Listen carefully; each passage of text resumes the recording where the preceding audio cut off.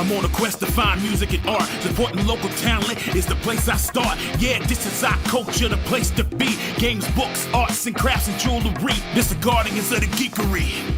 This the guardians of the geekery. This the guardians of the geekery.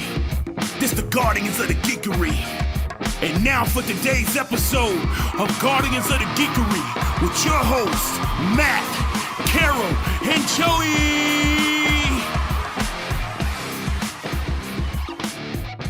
Guardians of the Geekery! Yay! Oh my gosh, this is crazy. That's us. You know what we're doing? We're focusing on the geekery market. Oh my gosh. One thing, I've been editing all these podcasts, video, audio, the whole shebang. One thing I think we failed to mention a couple times is everything. We want you to bring a canned good, right? So because we're collecting canned goods for Second Harvest Food Bank, and I think last time, Joey, they had to rent another building because we delivered so much stuff. Is that correct? They were very excited. They asked us to make sure that this year we ask for the barrels and not the cardboard boxes, because the bottoms kept falling out because they were so full of food, which was wonderful. They were so excited. So you can donate cash. Cash goes a long way too.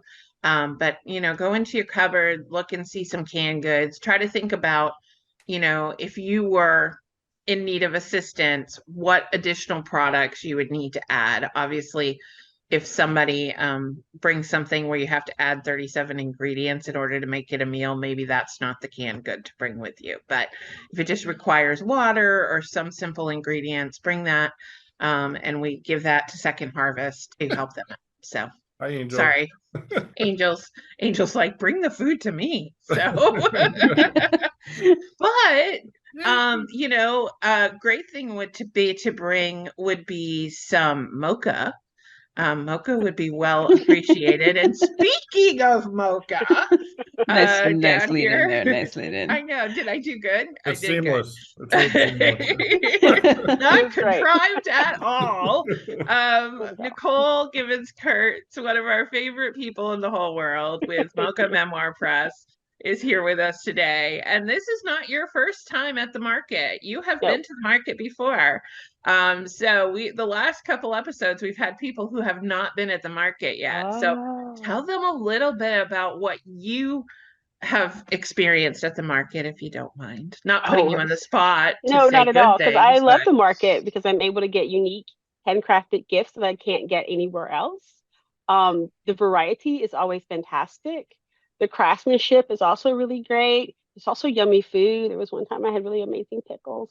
So I still miss those pickles, and I was able to get fantastic hot sauce that I wasn't able to get other places. And I actually got to talk to the people who made it. Sometimes when you order things online or from Etsy, you don't actually get to interact with the creator.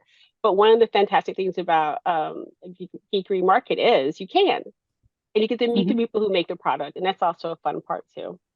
Yeah, I love hearing them talking excitedly about their stuff.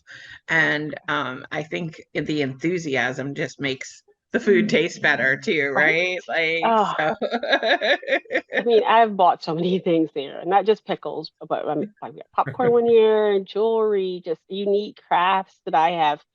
I Christmas shop all year. So market, the one in February, the one in spring, one in fall. I shop at those for my family members and friends. And so I'm able to get them gifts. Go, where did you get this? We like to know.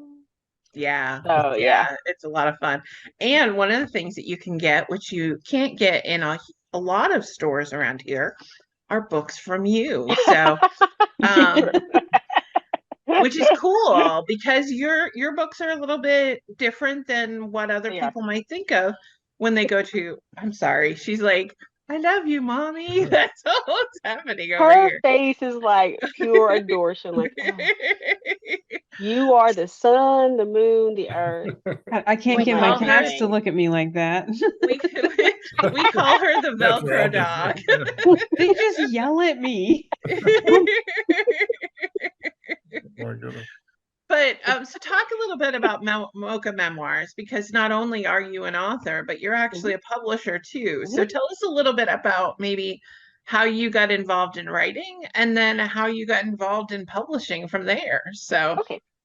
So I've been writing professionally. Like I get a paid contract from somebody else to publish my books for the last 20, it's been 20 years. So 20 years, Wow. which is a very long time. Gosh, I just aged myself up really. But one of the things I was always look a who you're writer. talking to. Yeah. Like my mom was always a writer, so she would journal a lot and she would write down our family stories when I was little. And so I would just have a pen. She'd be in there writing, and I'd get in the bed with her, and she'd be like, "Here's your pen, here's your paper," and I would just write with her. Whatever nonsense, blah blah blah. You can do at 4 and 5 years old. But the other thing was I was also writing mentally. So when I was sent to bed after watching cartoons or after watching a television show, I would continue those stories on in my head or reenact them with my Barbies. And so I think I've always been interested in telling stories. Even before I could like write official stories in that capacity. So that's kind of, I guess I've always been a writer. And I've definitely always been a reader because my mom was a reader as well. And so she would spend out when she wasn't writing, she would spend afternoons reading those true romance magazines. She's gonna kill me. Like, why are you telling people my business? But then we would go to the library as well, and then we would check out books, and that was something that we did a lot when I was younger.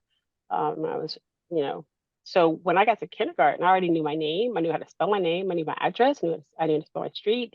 And so they were really kind of like, what? Because I already done all that work at home. So, and it just continued. Wow. I've moved a lot, so I still have trouble with my address. I'll think of right.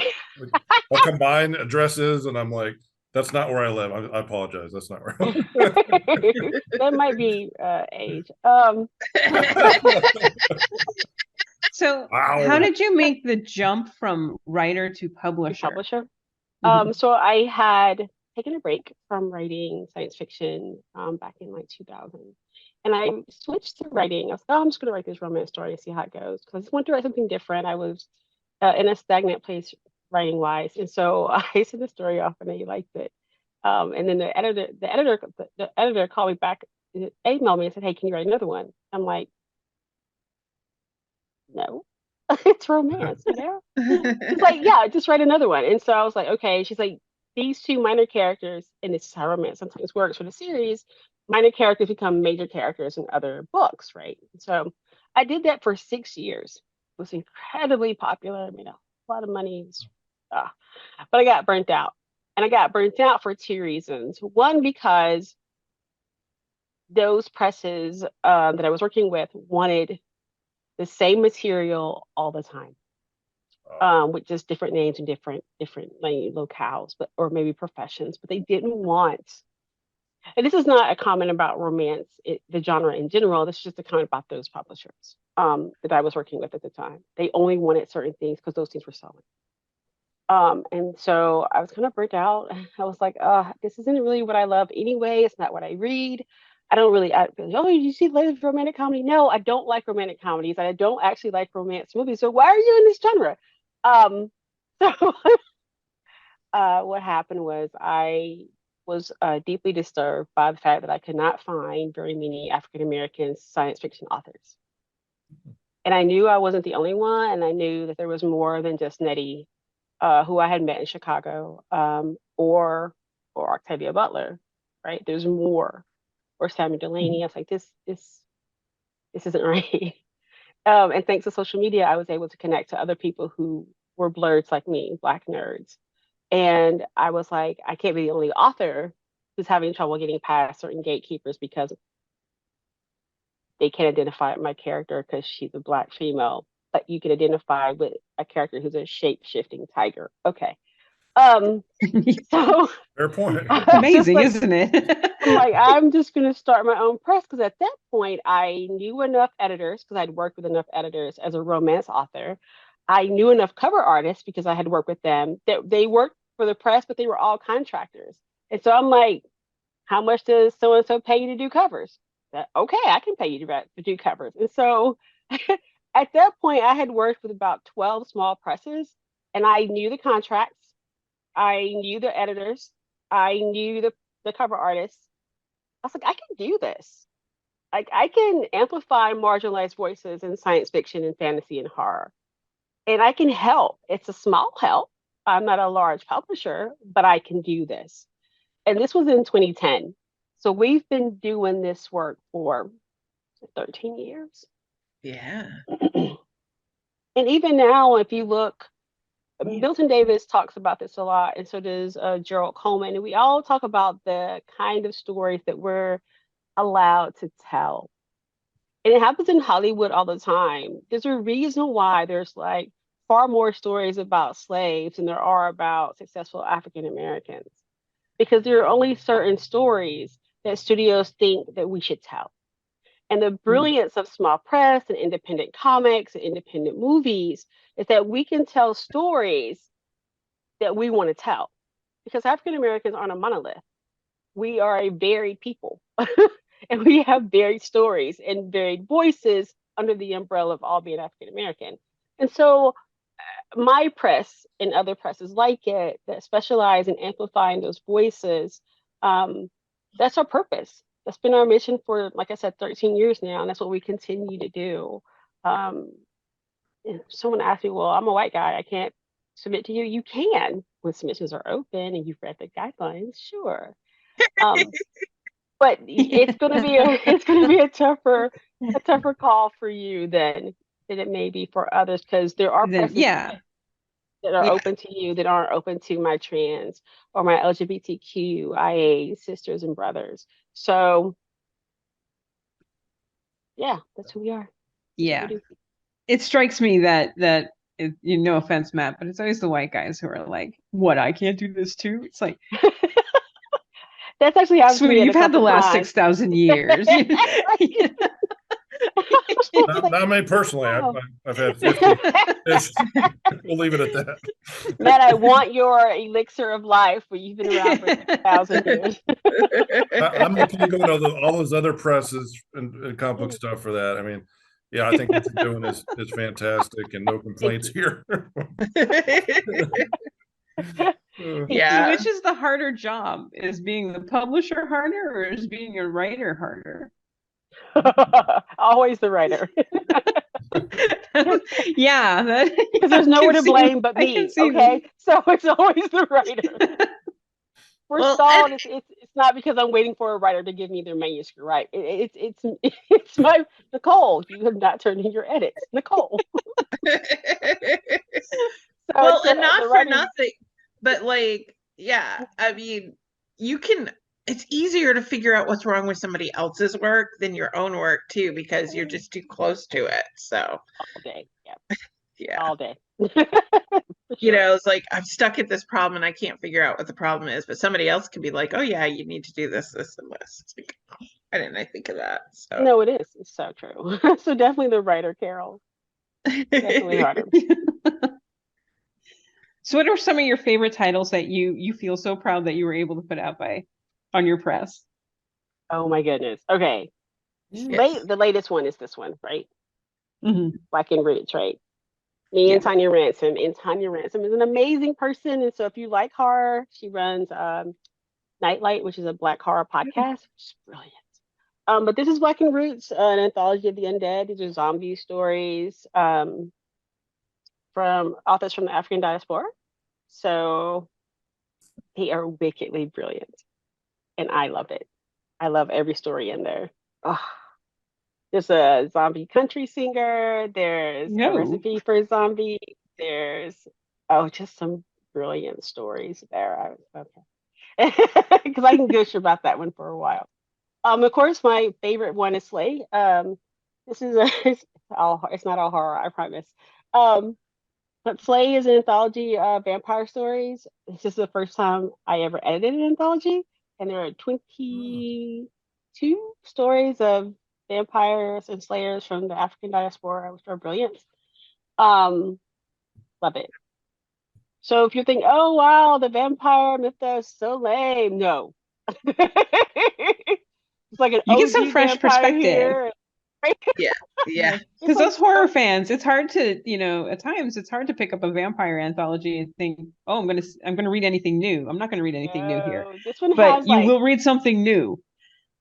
right. And so this is the thing I've been saying about genres in general for being more diverse. There are actually more voices, and you're able to get varied stories that you Yeah. may not have gotten if your timeline was just not diverse. Okay. So I love Slay. There are fantastic stories in there as well. If you just let me just leave you with there's a vampiric elephant. That's a hell of a bite. Right. We also do traditional fantasy, like this is I don't know if you can see it very well. This is Bonnie Winslow's Chris Dragon Reign. It's a collection of dragon stories, which is very nice. That one can be a YA as well as adult text. And then this cover, and it's Worth the Bones. It's dark Ooh. fantasy by Crimson Heart. We have the second book coming next year. So this is brilliant. If you like dark fantasy with vampires and a mage and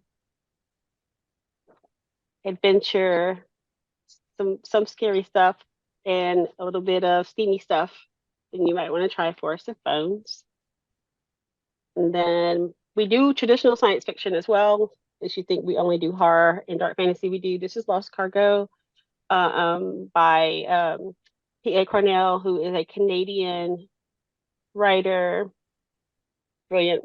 It's about a colony that gets lost and a mother who's grieving, who has to lead them out of a horrible situation to safety. But the question is, she's dealing with a lot of grief from the loss of her child, and she's not really sure if she wants to live. So how the struggle, right, to save the people you're responsible for when you yourself may not want to live. So there's that. And then my final one is a self-promotion of Carol, have you seen this? The Death Violations Omnibus. Is that that's the omnibus? Yeah. Yeah. I have all three separately. All right. So but those covers are so beautiful. Yeah. Daniel finded this one. But yeah, so this one is a collection of 3 novellas in my death violation stories. It also includes illustrations by the amazing artist Sean Hill, who did the cover artwork for Black and Roots. It'd be helpful if I could find it. Yes, so this one, and you can only get the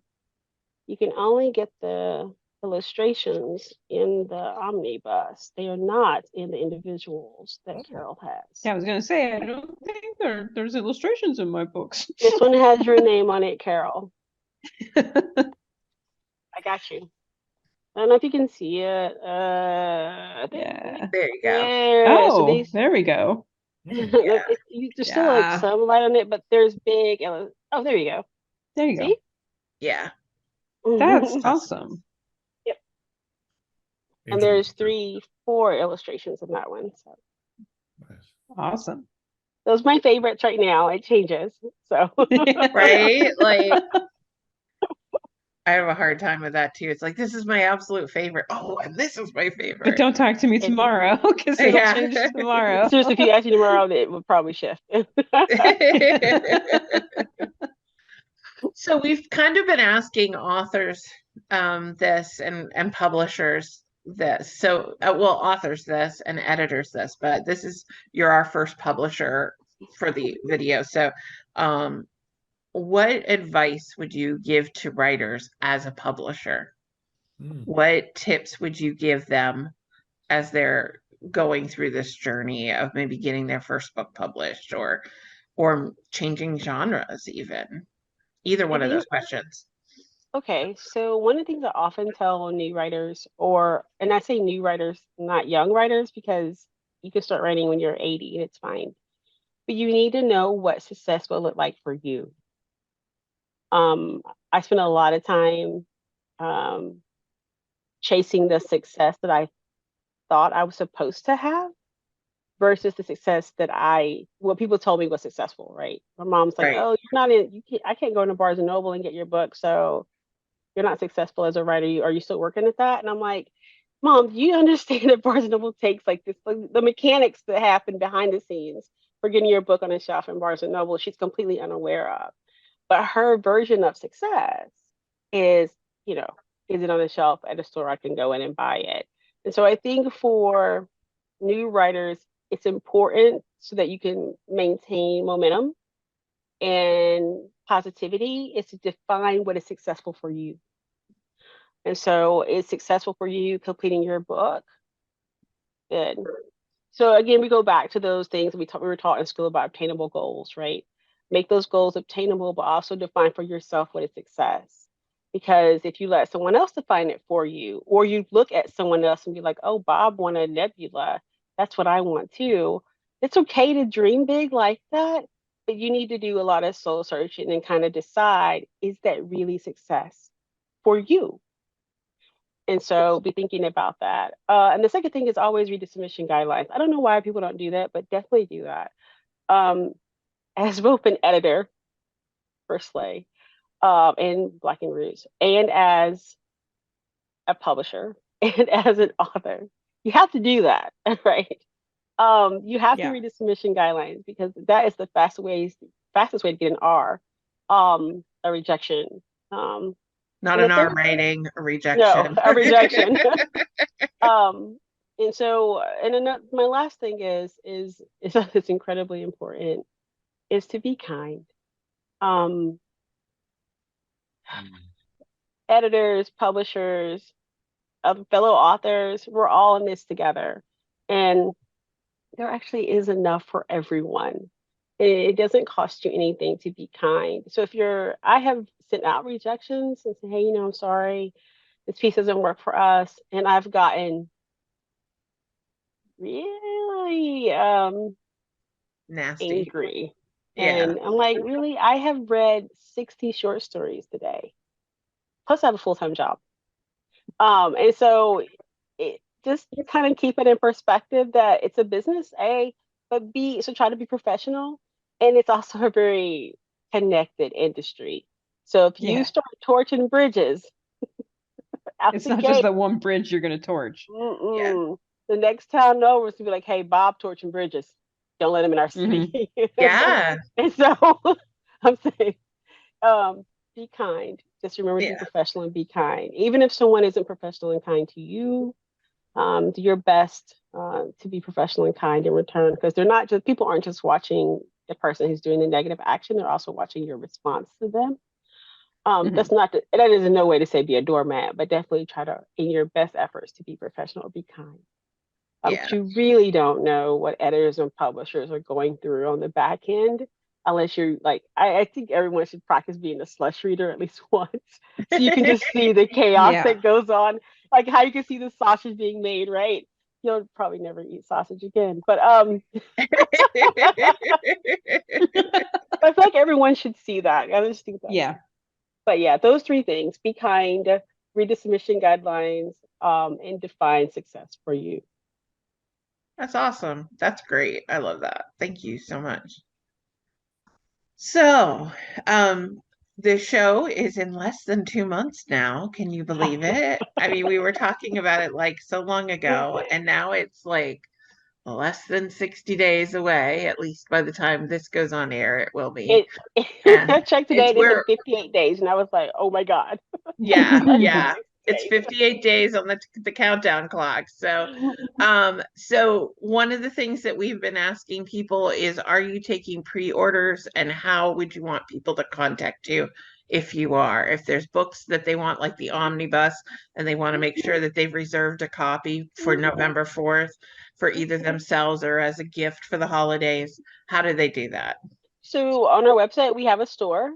They can just buy the book that they would like to have, and in the comment section, put, I'd like to pick it up at Geekery Market. Okay.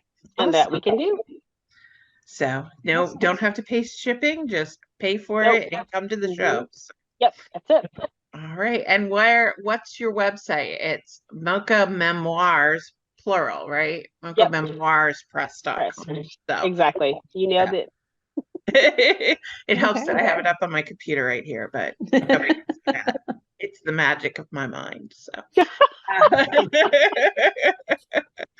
but Mocha Memoirs press.com. And definitely be looking for some of these great titles you told us about today.